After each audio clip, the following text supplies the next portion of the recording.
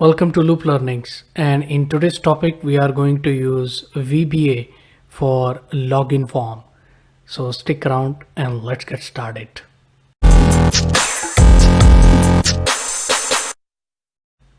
If you're a regular visitor of my channel, welcome back, and if you're new to my channel, welcome to LoopLearnings. Consider subscribing and hitting the bell icon.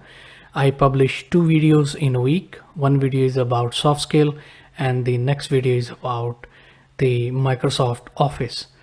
So in today's topic we are going to use VBA language behind our login form. Login form we have already created, in fact, the structure of it, but in today's video we are going to use VBA code behind the login button. So we'll see how we can put logics to validate the login credentials, and if login credentials are correct, then how we can navigate to the next step. This is a series of videos. 4 videos have already been created. If you haven't watched those 4 videos, the link of those 4 videos are in the description below. So I would recommend you strongly to watch those videos as well to learn about what we are trying to create. This video is also brought to you by Outgo Apparels, and visit outgoapparels.com for exciting stuff such as t-shirts, polo shirts, caps on very economical prices. Follow them on all social media platforms for latest updates, and their website link, outgoapparels.com, is in the description below as well. Anyway, let's move ahead and let's jump right into Microsoft Access, and let's learn how to use VBA for login forms. Alright, so now we are in Microsoft Access, and as I mentioned, today we are going to focus on doing some coding with VBA. Okay, so but before we even jump into VBA, I would like to point out some of the things that I've done from the previous video. If you haven't watched part 4 where we made 2 forms, these 2 forms we made, I think, employees form and employees types forms. So if you haven't watched, please watch that video. But in the meantime, what I did, I created these forms as well. The procedure of creating form is exactly same, so I thought let's not revise the form creation process again. Let's jump right into how to do VBA programming. So vehicles form I also created. So these forms are created since we have published the part 4 of this series. So what we are going to do today, I will double click on a login form. So we want to do coding behind login button and cancel button, and in here users will have to actually fill in the credentials of user ID and password, and if credentials are correct, then system should take them to dashboard. This is the form, and if the credentials are incorrect, then a user should get a pop-up message saying the user ID or password is incorrect. So that's the functionality we are going to create today. Now to have the VBA programming, because this is the object-based programming if I'm not mistaken. VBA is solely about object-based programming, and object-based programming mean login button is an object, cancel button is an object, the user name field and password is an object. This is what my understanding. I may not be correct because I have not studied the programming or any programming language. Whatever I know through by learning, trial and error, watching other YouTube videos. So I may be incorrect in saying some of the things, but trust me, in practical, whatever I will do, in practical it will work. So in theory I might be wrong, but Hopefully I'm not wrong. So it's object-based language, and we are going to do a programming behind these objects. Okay, so what we need username and password. And what else? So when user will go to the dashboard, user should be able to see his or her name, and user should be able to see which designation they have, right? There are two more fields that you may not see. So if I'll go to the design view, in the developer view, there are two more fields, employee type ID and employee ID. Now why do we need to have these? Well, I'll explain you later, but it's good practice according to me to have these employee type ID and employee ID on the dashboard.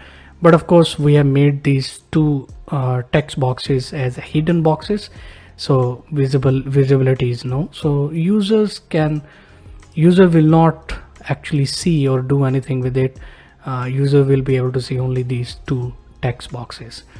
So what we need in the dashboard, we need the employee name, we need employee type, we need employee type ID and employee ID. So this is the information we need, and this information resides in two different tables.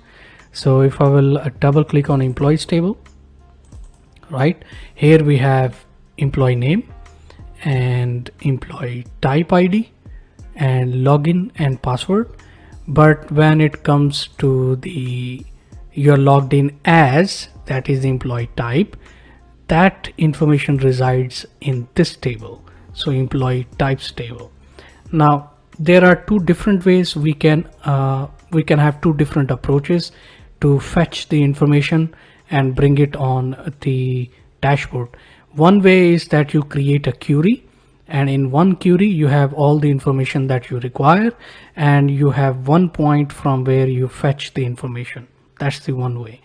The other way is that we can have this information separately in two tables, but then we will create two different record set. So because this is, I am considering beginning, this session is for beginners, so I will not confuse you. So I will go with the approach number one, which is merging the information that is required from two tables to one query, and that would be our point where we can focus on and to fetch the information. So we will create query first before even we jump into the access VBA. So to create query, we will click on create and design query, and we'll be presented with this workplace query designer. And in here we will take two tables, and these two tables what we need. So let's see, we need a name, we need employee type, we need employee type ID and employee ID. So let's fetch the information. We need name, we need employee type, we need employee ID, and we need employee type ID. So if I'll right click anywhere in the designer and click on datasheet view, we will have this information. Now in here, employee ID and employee type ID. Yeah, so these are the things we need. So what else we can have? We can have login and password. These two fields also we can have. Okay, because again the benefit of having the information in one query is that we will have one point to focus on, so we don't have to juggle around two different queries or two different tables. You will understand when I will do the coding. Let's go ahead and save the query. So I'll save the query and we'll give a name, employees queue. Okay, and hit enter. The query is saved, and datasheet view. Okay, so that's the query. We have made a query, and now let's go ahead and do VBA programming in behind the login screen and login button. So right click on the login form and go to the design view. and click on login, design, property sheet, and we'll go to the event. So property sheet and event. So I'll dot, I'll click here, we'll be back in. Okay, so in here, first thing I always would like to do is to handle the errors. So there are two type of errors as far as I know. One type of error is error that are occurred during the operation, during the working in the application by a user. So user may do something wrong, or they will miss out some information, so system will generate an error saying, hey, you have to provide this information before you proceed further. But there is another type of error, and that type of error is system generated. So sometime, runtime errors, something like that. So if that happens, we want users to understand what type of error it is, or to at least forward it to someone else. So to get that functionality, I will create a code block. A small code block will help us. So we'll start with on error resume next. All right, enter, just give a little space, and here, so this is one code block we are writing in. So if error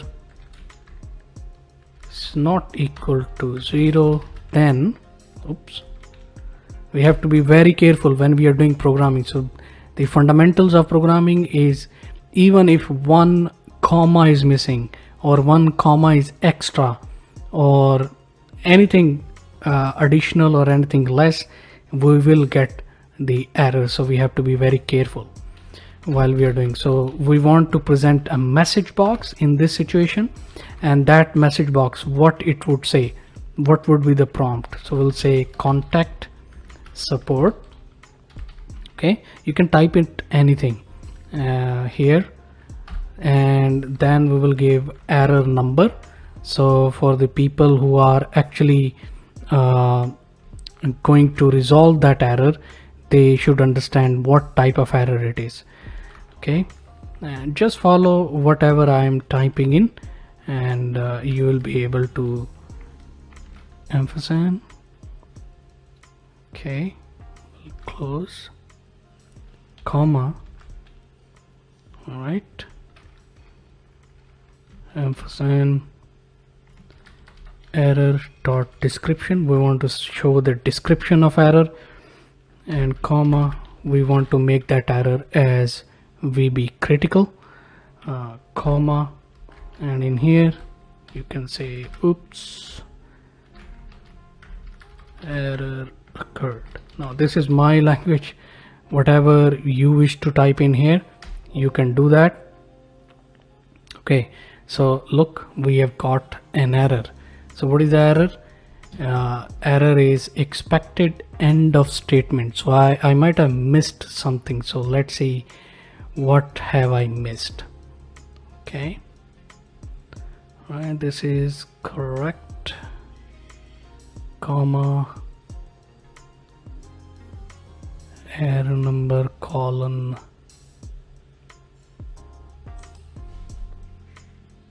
okay,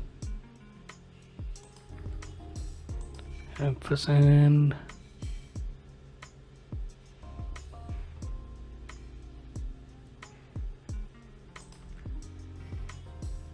error dot description, comma, VB vertical, comma, yeah.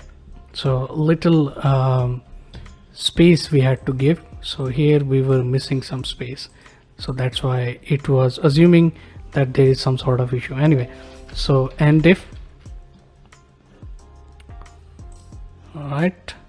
Okay, so very important, whenever you start with the if block, you end that block with end if as well. If, for example, you forgot to write the end if, then you will be getting error. Anyway, now we'll create a little space, and in between this error code block, we will generate some other code blocks.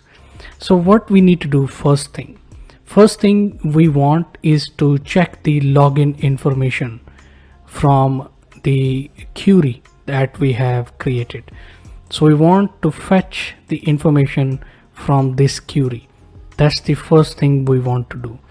And because a user will type in the username and password, and we want to see whether that username and password is correct and it's available in our records. So if that happens, then only we will allow users to get onto the dashboard. So first thing first, we want to get the information. We want to validate basically this information, whatever is put in these two text boxes, with our query in here, login and password. So what technique we are going to use is we are going to use record set. So record set is the code block that will help us to fetch the information. To generate record set, first of all we need to create variables, okay, and every variable starts with dim. All right, so dim rs stands for record set as record set. Okay, hit enter. So basically we are creating the record set now variable, and we want to set this record set is equal to current database. Okay, current database, so the database in which we are working right now, dot open record set, okay, parenthesis open, and in here we want to give information from where. Now access is asking us from where you want me to fetch this information, and we want to fetch this information from this query, and that would be employees queue. Make sure that you type in correct name. Trust me, even if you miss s at the end, you will get some error. Okay, so employees queue. All right, so employees queue. Okay, and in here we'll put in comma, and it is asking us what type. We want to use only db open snapshot. So basically we want to see the information only.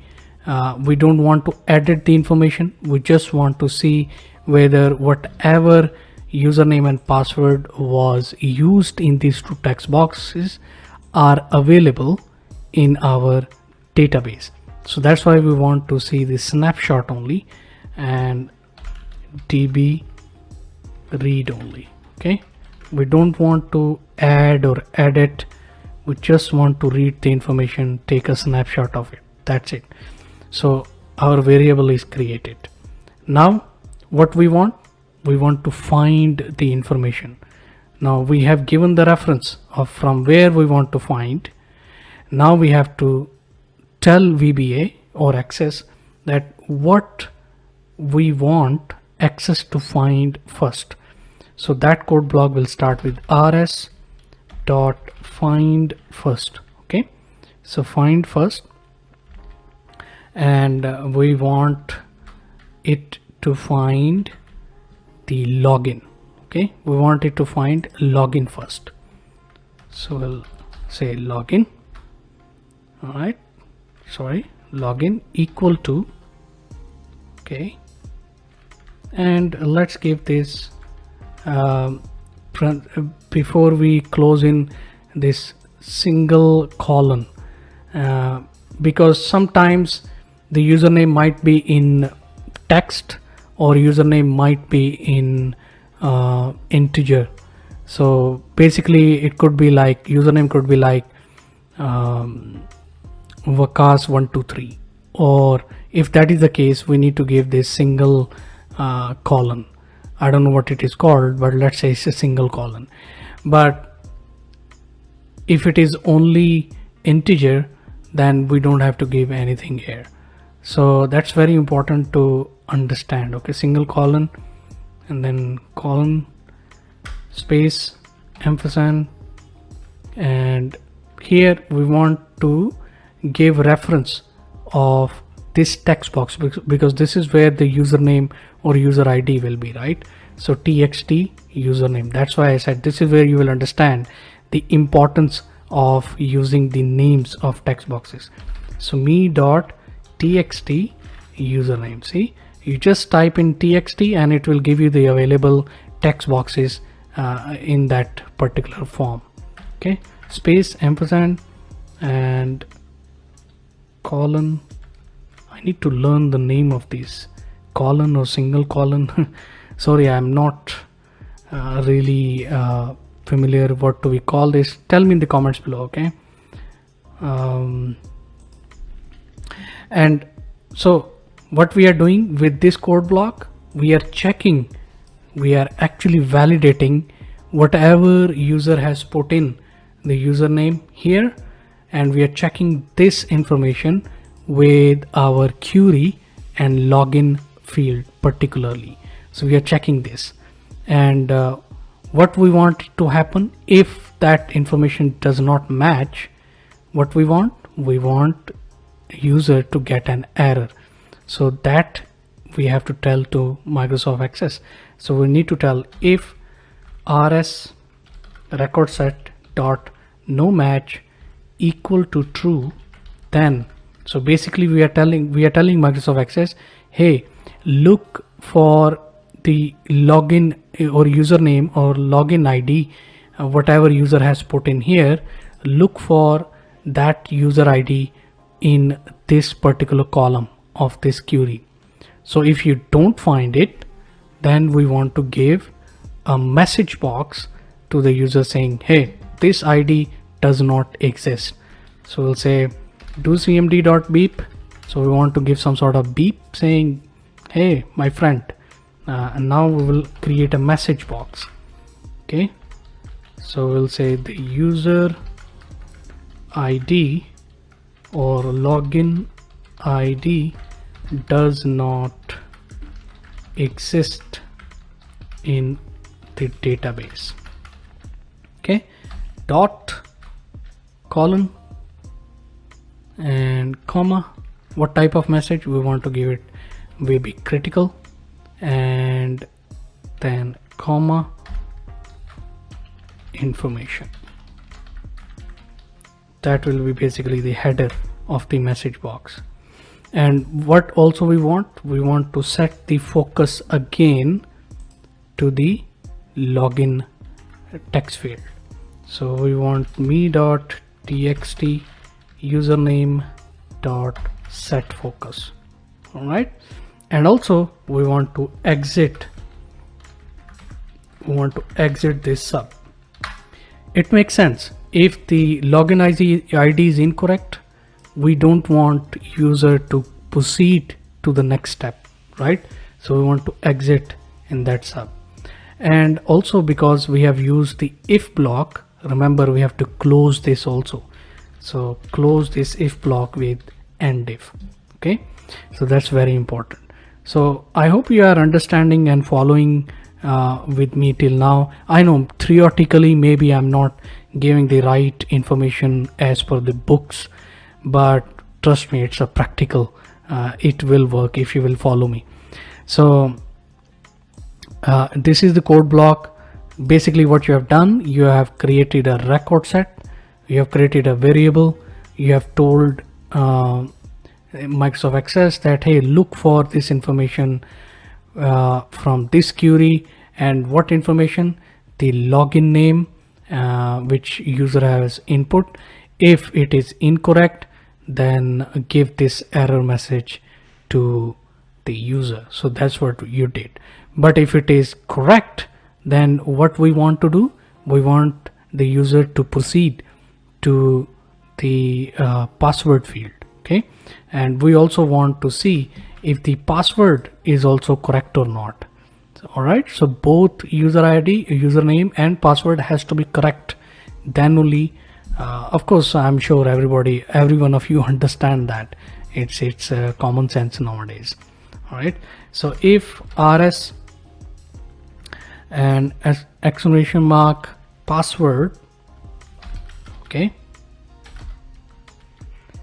is not equal to me.txt password dot value, then so basically we are saying, okay, so if this password, whatever password user has given here in this text box, is not equal to this password in this column, all right, against this user ID, then give an error. Okay, so same procedure that we did with user ID, we are doing it with the password field as well. So we'll give docmd.beep, we'll type in message box, and the password is incorrect. Okay, that's what we want. Dot comma, and that would be VB critical, and it is an information to the user. And we also want the text box, the focus sets to the text box,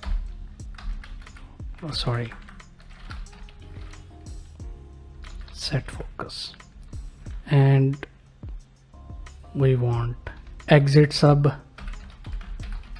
Okay, again we have used another if block, so we have to close it with end if block as well. So we are basically checking the both conditions, all right?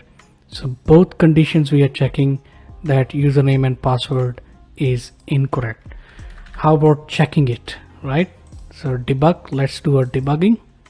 So benefit of doing this debugging is if there is any error, then it will tell you. Okay, right now debugging is correct, so let's test it out. So close it, let's go to the login form. I know there is nothing here, so you must be thinking what will you check, what you will be checking, and that's exactly we are checking. So we are going to put a wrong, 1 2 3 4 5, and let's say login, and it says the user ID or login does not exist in the database.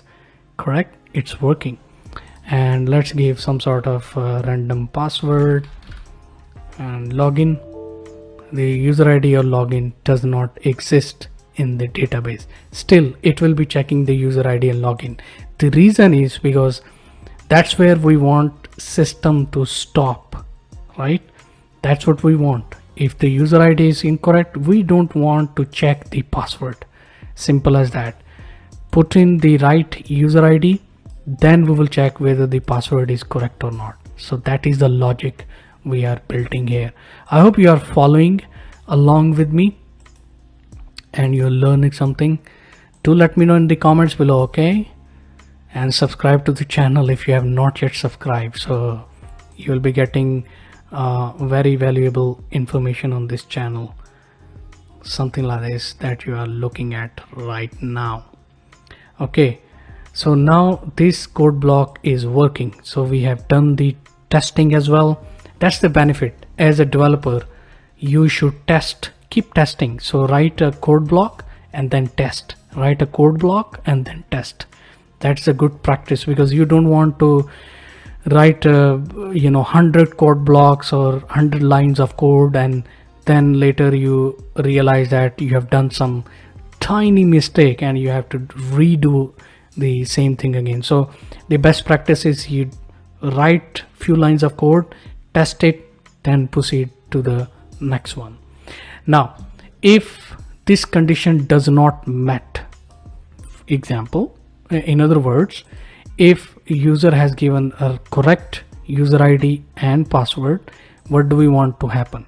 Well, we want them to proceed to the dashboard, right?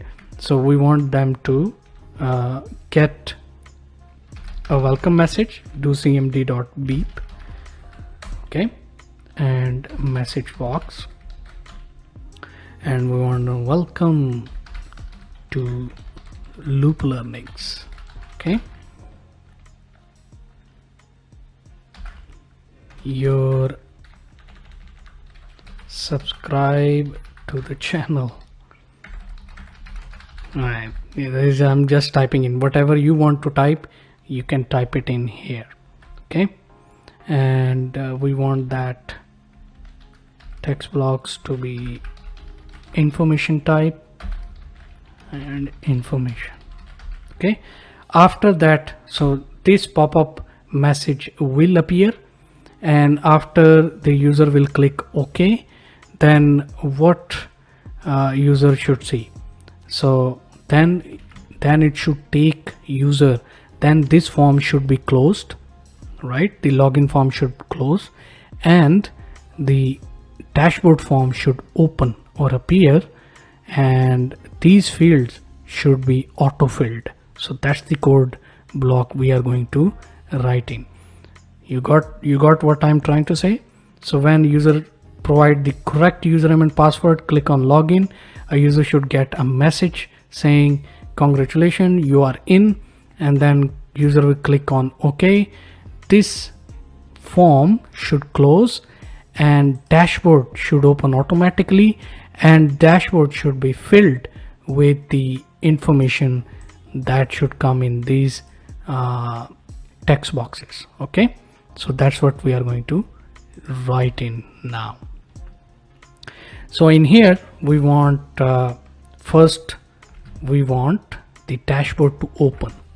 So toCMD dot open form. So basically the dashboard is a form, right? So we want this form to open first before even login form closed. We want this dashboard to open first. So type in the correct name of the dashboard. So the correct name of the dashboard is dashboard F. Okay, so in here, so we want dashboard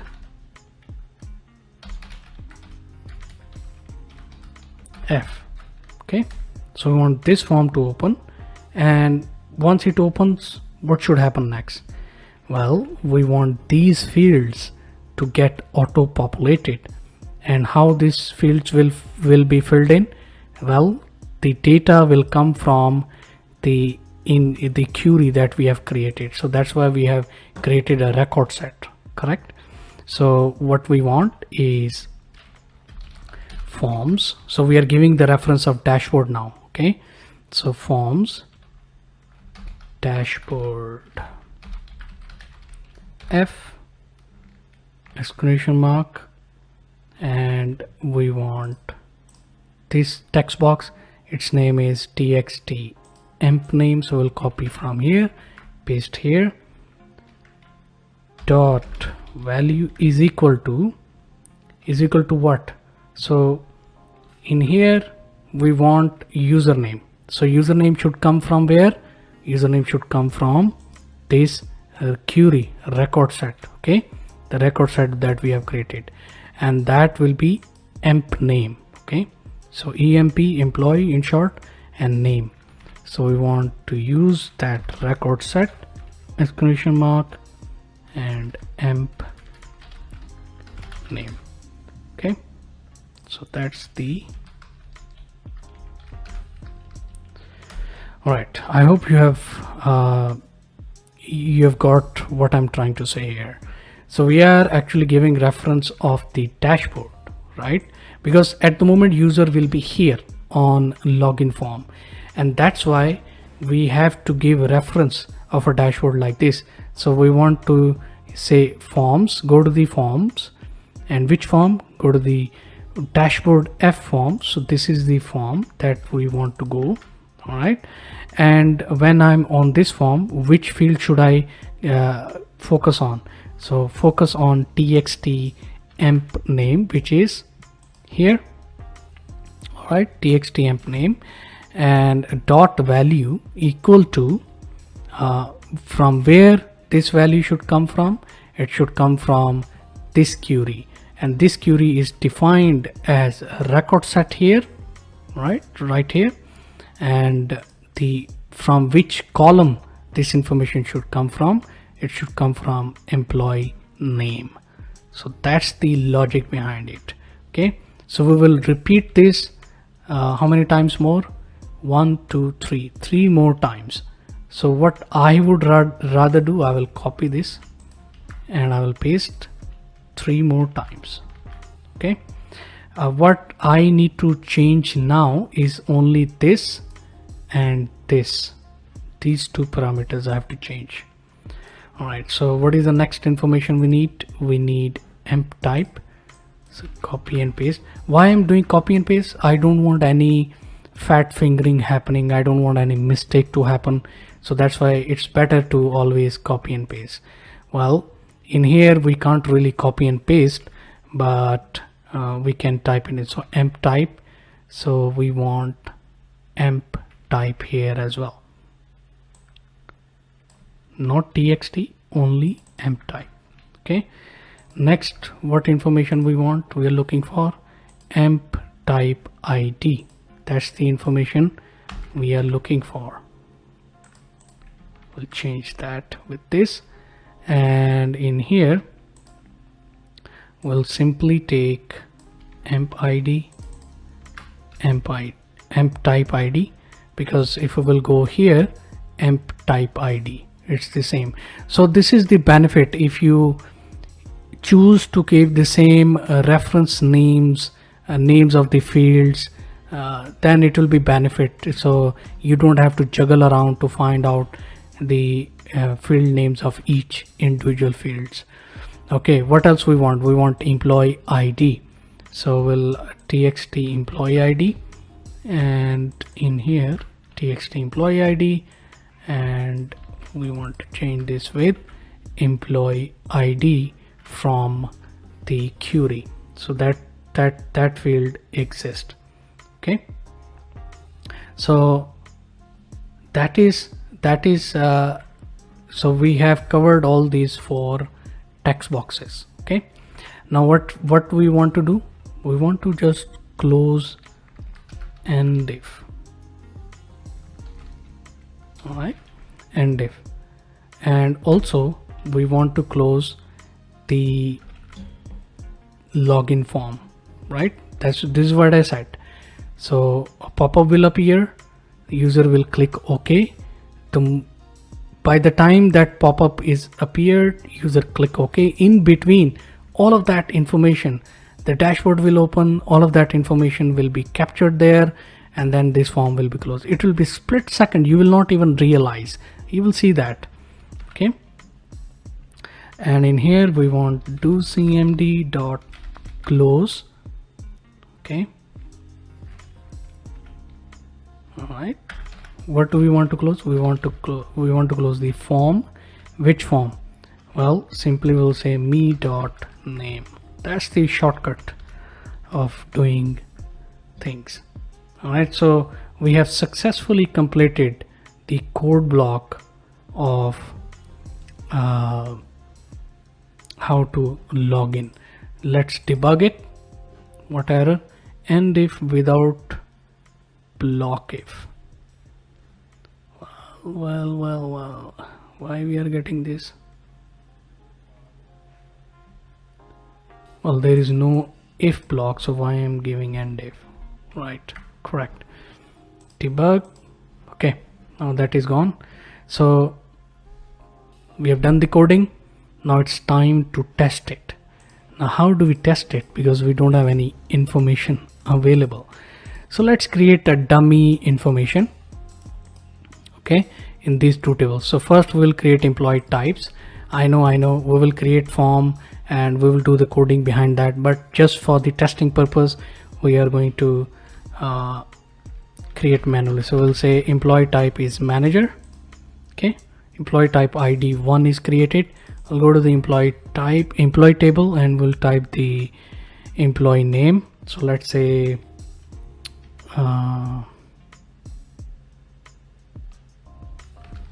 Mr.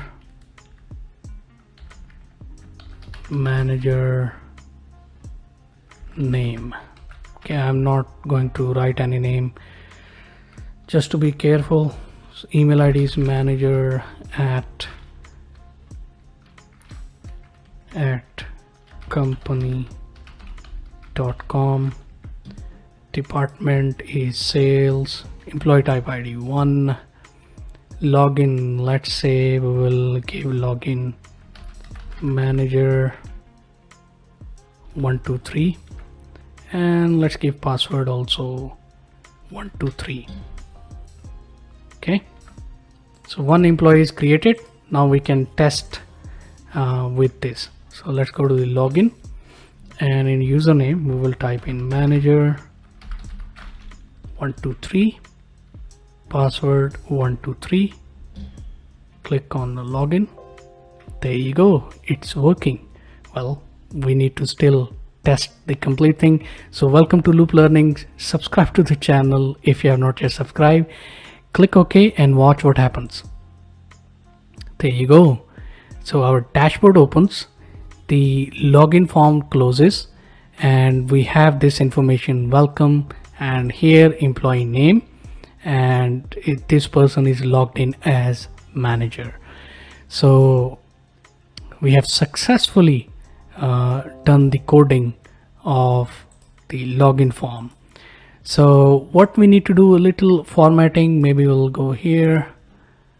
Okay, so it's already on the left side. Interesting. Let's make it bold, so name should be bold. All right, let's give incorrect information here. So we'll give manager 123 correct username. Let's give a wrong password, so I'll just type in wrong password, hit enter twice, and it says password is incorrect. So what this means the username is correct but password is only incorrect. So if I type in the correct password and I will type in the incorrect username, so it will say username is incorrect. So user should understand what is incorrect. You know, sometimes you will see the pop-up message or a error messages showing, you know, login ID / password is incorrect. So people are confused what is incorrect, right? So it's good to give this information separately. So 123 and welcome to LoopLearnings, click OK, and we are in the dashboard. Anyway, so that is it, I believe. I hope you have learned something. What we did, we have created a query, we have done the coding behind login button, and coding behind cancel button is easy. You just have to close the form and that's it. But this was a little bit tricky and complex, and in next video what we are going to do, we are going to do coding behind these 4 menu items. Right now there is no coding, so we'll do coding behind these. So we'll see that what else we can create with this. I hope you have learned something. Even if you have not, please do let me know in the comments below, and subscribe to the channel if you have not, and I hope to see you in the next one. Thank you very much and take care.